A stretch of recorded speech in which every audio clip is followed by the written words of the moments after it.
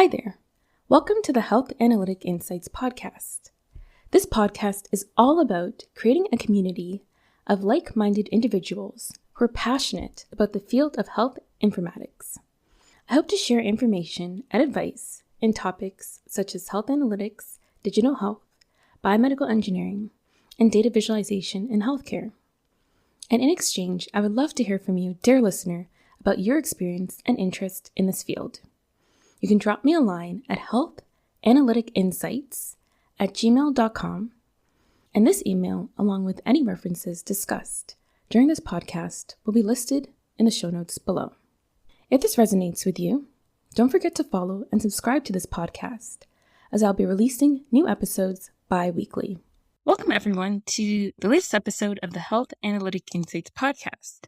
On this episode, I want to go over the answers of some of the most frequently asked questions that I get across the different platforms like YouTube, Instagram, and email that I get from listeners of the podcast, and to go over my own individual answers to these frequently asked questions. So without further ado, let's get into the episode. So the first question I often receive from listeners of the podcast are, what are some common soft and technical skills asked by employers within the field of health informatics? And I would say some common skills include a relevant clinical degree or experience, strong communication skills, experience with data visualization tools, experience with database tools such as SQL, which stands for Structured Query Language, and knowledge of large-scale clinical data sets. So going step by step, first of all, relevant clinical degree or experience. Now this might often be asked by employers because oftentimes you might be in meetings with clinicians and you want to have an understanding of what questions would be best to ask them to help frame the requirements that they might be requesting to you in terms of a data product. So for example, if you were going to build a dashboard or report that was going to identify who might be at most risk for readmission back to hospital, you might want to ask clinicians, what are the general characteristics of individuals who tend to be readmitted back to the hospital? Do they tend to be on several types of medications? Do you tend to see older patients? So being able to frame your questions to them in a clinical perspective might be one of the reasons why many employers are looking for those who have relevant clinical degree or past experience working as a nurse or a pharmacy technician. The second point often requested by employers, such as strong communication skills, lends to the first point, is that you'll commonly be in meetings, asking questions, presenting your results, and being able to have strong communication skills and be able to communicate your ideas to an audience that might not have a technical background is key in this role.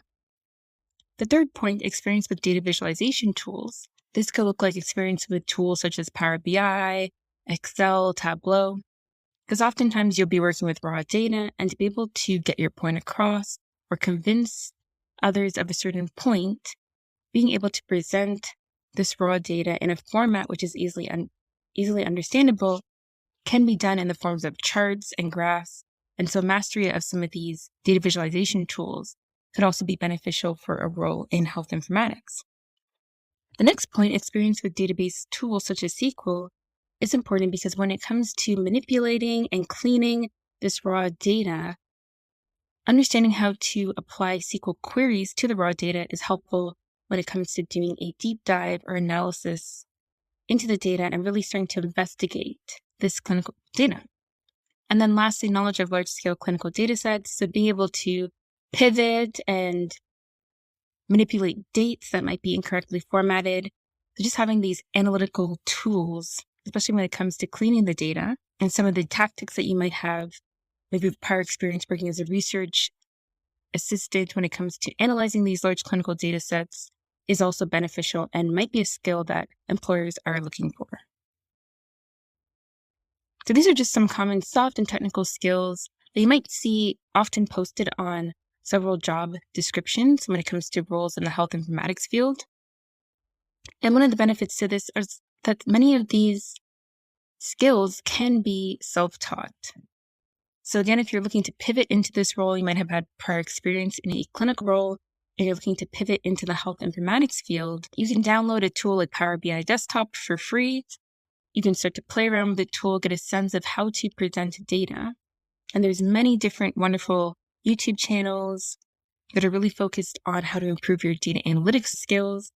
There are courses on Coursera and Udemy that are really focused on helping you to develop your analytical skills. And there are courses that you can take as well too. So there are many low cost and free options to help you to develop your analytical skills or your technical skills if you're looking to pivot into this field. When it comes to your soft skills in terms of your communication skills, this can be honed by joining clubs like Toastmasters or volunteering to present topics in your current place of work, and just being able to communicate difficult concepts in a way that is easily understandable to a large audience is really where the bulk of those soft skills can be formed. Now, the next commonly asked question I receive is, do you have to work in a technical role in health informatics? And I would say that this is not true. There are some, solely technical roles where you'll be writing SQL queries and then developing dashboards or reports using data visualization tools. But there are also roles that are solely focused on improving the clinical workflow that clinicians carry out on their day-to-day tasks, such as improving patient scheduling, improving medication ordering. And some of these job titles include things like an EHR analyst. EHR stands for Electronic Health Record Analyst.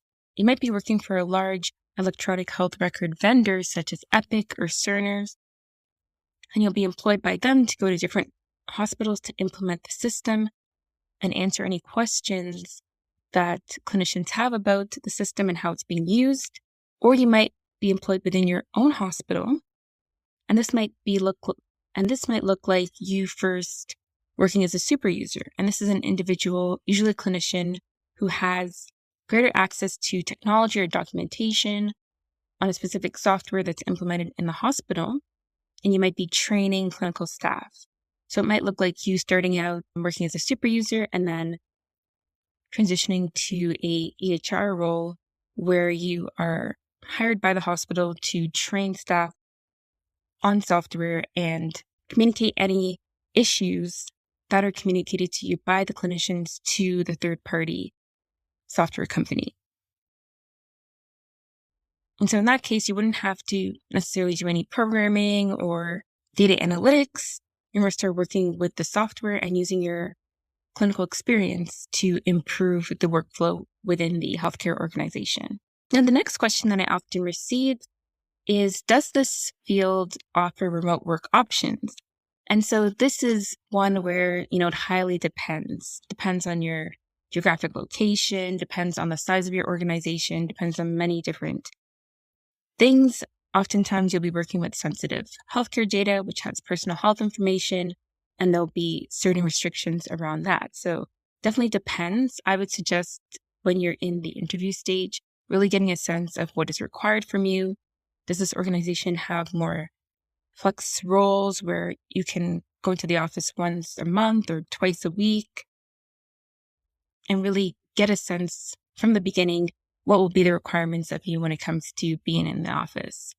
I would think more healthcare startups, if you're working more in the data science, healthcare analytics space, would it have more of a culture around remote work? You might want to look into healthcare startups because oftentimes they are more flexible when it comes to working remotely. Now, the next question that I often get when it comes to starting a career in health informatics and how one can pivot is, do people transition from other careers into this field? I'd say that this is a big yes. I've done on this podcast several interviews from nurses and people who have had a background in public health who have transitioned into health informatics. If you're interested in exploring that further, I did an interview with Jennifer Lewis, who works as a senior nurse manager in nursing informatics, on the podcast titled How to Break into the Nursing Informatics Field with No Experience. And I'll leave a link to that episode in the show notes of the episode below. So definitely, if you have a background as a dentist, working as a pharmacy technician, a nurse, you can really use your past clinical experience to work in either the roles that I've talked about before. So you can work in fields improving the clinical workflow in the hospital, Or you can learn some of these technical skills such as SQL, Power BI, and transition into working as a healthcare analyst or health informatics analyst, where you're analyzing the clinical data and building reports or dashboards to help and aid clinicians when it comes to making decisions. And so the last question that I often get across different platforms is, where should I look for jobs? And it makes a lot of sense because this field is relatively new. It's not as established as other fields like project management or business analysis. And it can be difficult to understand where should I first get started. It can seem like an insurmountable challenge just to wade through all the information online. So one thing I would really try and emphasize when it comes to getting your first role in this field is really try to build up your network. Oftentimes in healthcare, organizations will want to hire from within. And so it can be very challenging and frustrating and a long process when it comes to getting that first role in health informatics, just because this field can be quite niche and there might not be as many roles as other positions. So if you currently work in a healthcare organization, I would suggest, either going to the IT department or the business intelligence and reporting department and making connections with your colleagues in these departments. See if there's any job shadow options and really get a sense of what skills they are looking for. If you don't have any connections within a healthcare organization, you might want to go on LinkedIn and search for people who have job titles such as a clinical analyst or a clinical decision support analyst in your area and try and understand what certifications or experience they have and potentially try and replicate that on your own. You can also join large-scale health informatics organizations and volunteer for them, such as HIMSS, which stands for Healthcare Information and Management System Society. There are often chapters all over the world, and there might be one that's near to you.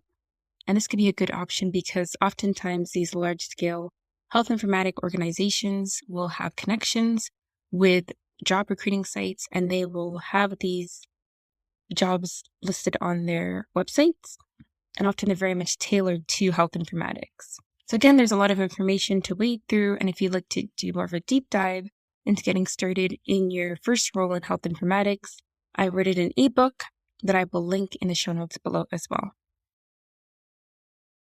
So that's all for today. These are some of the most commonly asked questions that I get across the various different platforms, and I'd love to hear from you. Is there anything that I've missed and anything that you've wondered about?